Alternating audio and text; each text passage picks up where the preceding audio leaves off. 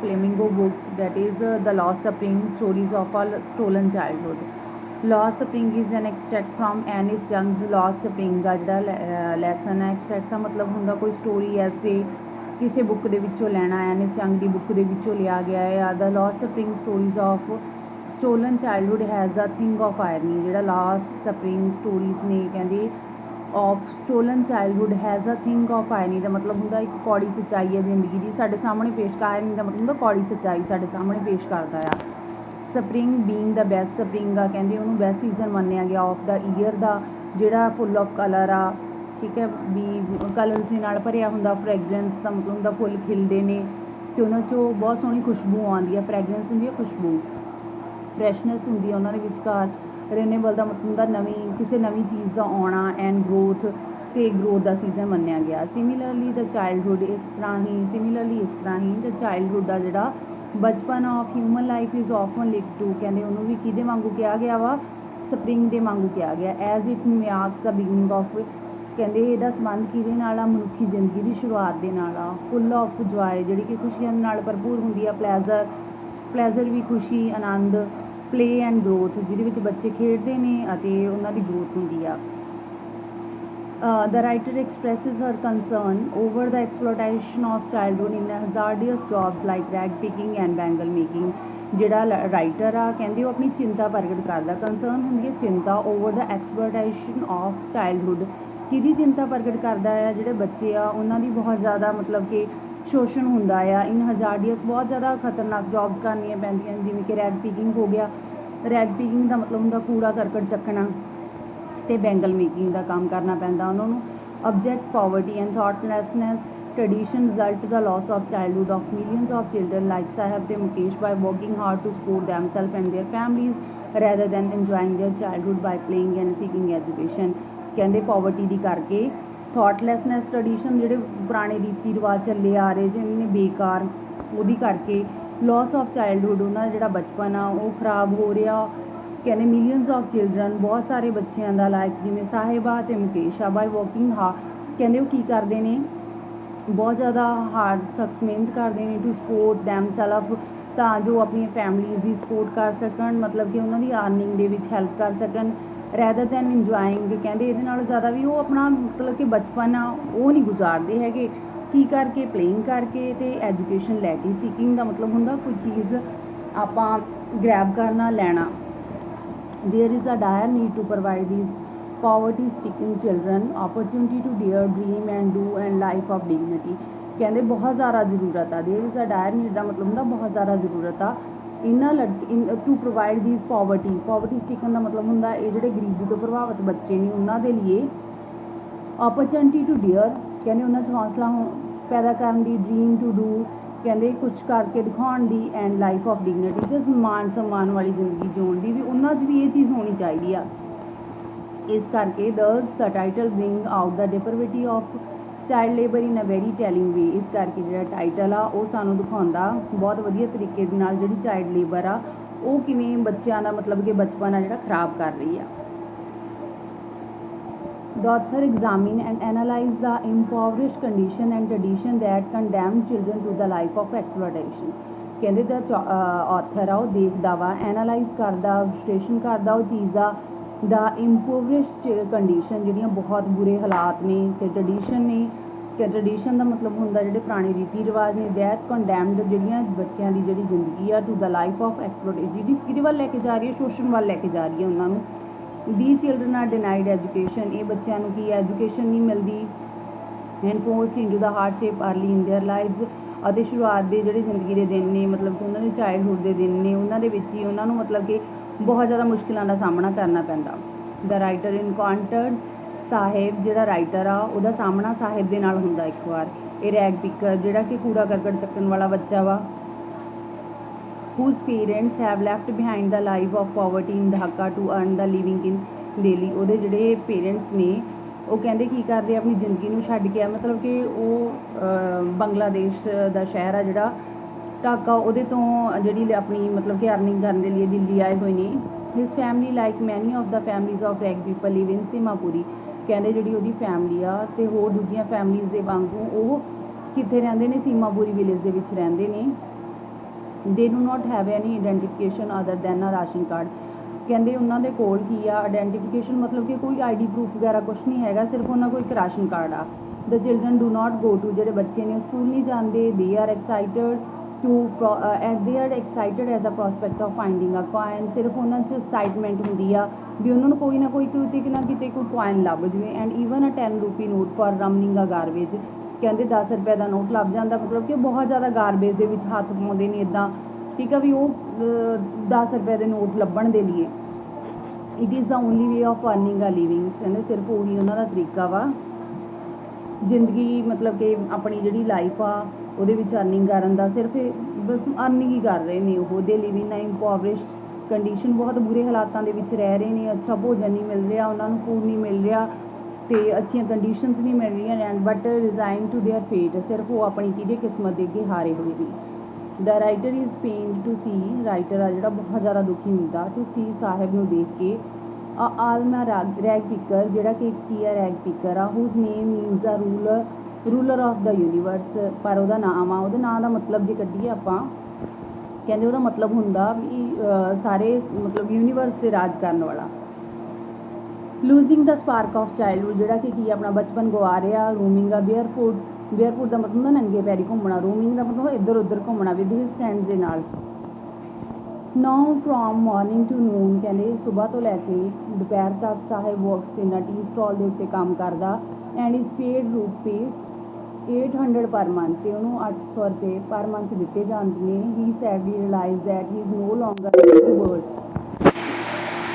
ਕਹਿੰਦੇ he sadly realise that, ਉਹਨੂੰ ਬਹੁਤ ਜ਼ਿਆਦਾ ਮਤਲਬ ਕਿ ਉਹਨੂੰ ਰਿਅਲਾਈਜ਼ ਹੁੰਦਾ, ਬੜਾ ਦੁੱਖ ਹੁੰਦਾ ਉਹਨੂੰ, that he is no longer a free bird, ਨਹੀਂ ਹੈਗਾ ਮਤਲਬ ਕਿ ਉਹ ਆਪਣੀ ਜ਼ਿੰਦਗੀ ਦੇ ਵਿੱਚ ਉਹਨੂੰ ਫਰੀਡਮ ਨਹੀਂ ਹੈਗੀ। The master of his own will, ਅਤੇ ਨਾ ਹੀ ਉਹ ਮਤਲਬ ਕਿ ਆਪਣੀ ਖੁਸ਼ੀ ਦੇ ਲਈ ਕੁਛ ਕਰ ਸਕਦਾ।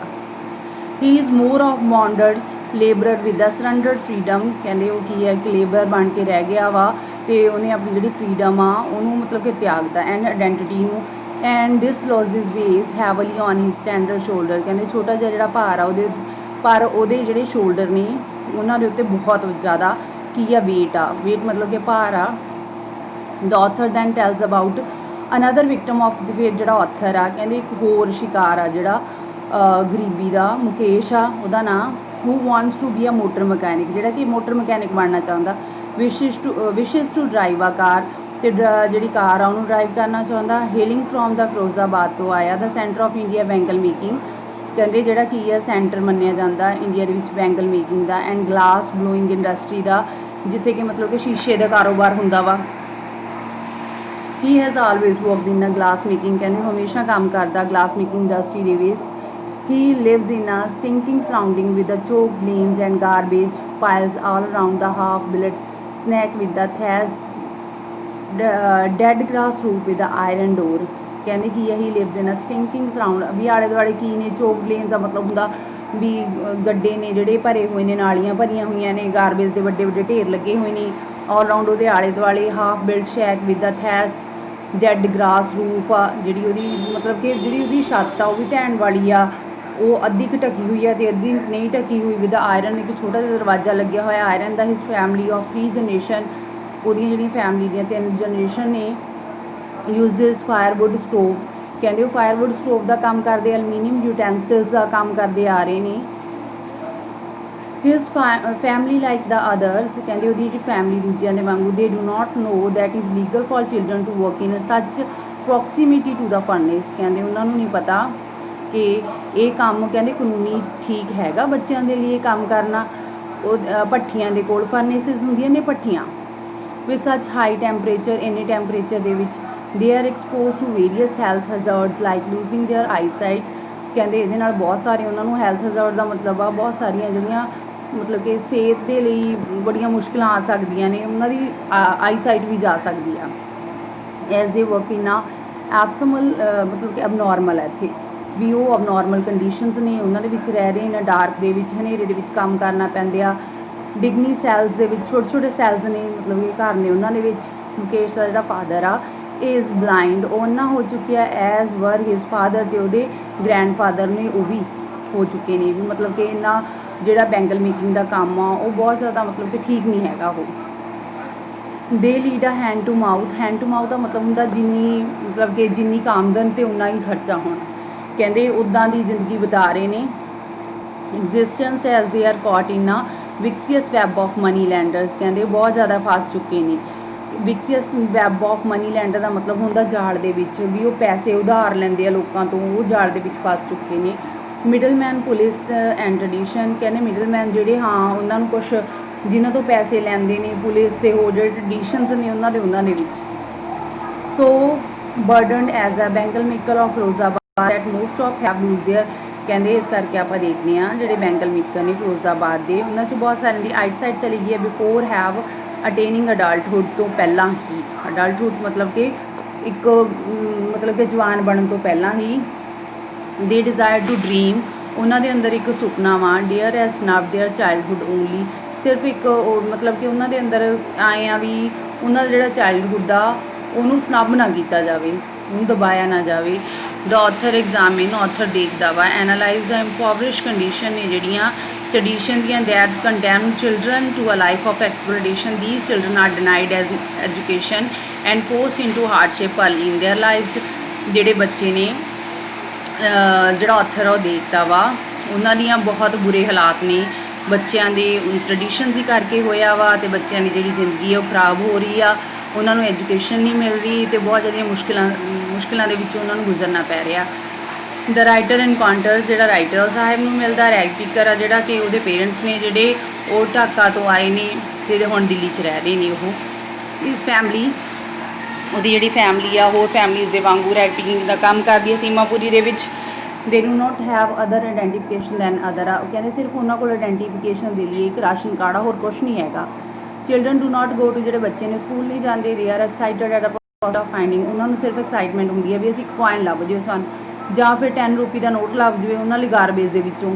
It is the only way of earning ਦਾ like they live in impoverish condition but are ਡਿਜ਼ਾਈਨ ਟੂ ਦੇਅਰ ਫੇਟ, ਕਹਿੰਦੇ ਉਹ ਕੀ ਆ ਸਿਰਫ ਇੱਕ ਉਹਨਾਂ ਦਾ ਇਹੀ ਤਰੀਕਾ ਵਾ ਆਪਣੀ ਜ਼ਿੰਦਗੀ ਨੂੰ ਮਤਲਬ ਕਿ ਅਰਨਿੰਗ ਕਰਨ ਦਾ, ਕਿਉਂਕਿ ਉਹਨਾਂ ਦੇ ਘਰ ਦੇ ਹਾਲਾਤ ਨੇ ਬਹੁਤ ਜ਼ਿਆਦਾ ਖਰਾਬ ਨੇ। ਦਾ ਰਾਈਟਰ ਆ ਜਿਹੜਾ ਉਹ ਬਹੁਤ ਜ਼ਿਆਦਾ ਦੁਖੀ ਹੋ ਜਾਂਦਾ ਸਾਹਿਬ ਨੂੰ ਦੇਖ ਕੇ। ਰੈਗ ਪਿਕਰ ਨੂੰ ਹੁਜ਼ ਨੇਮ, ਉਹਦੇ ਮਤਲਬ ਕਿ ਉਹਦੇ ਨਾਂ ਦਾ ਮਤਲਬ ਹੁੰਦਾ ਵੀ ਰੂਲਰ, ਪੂਰੀ ਧਰਤੀ ਦੇ ਉੱਤੇ ਰਾਜ ਕਰਨ ਵਾਲਾ।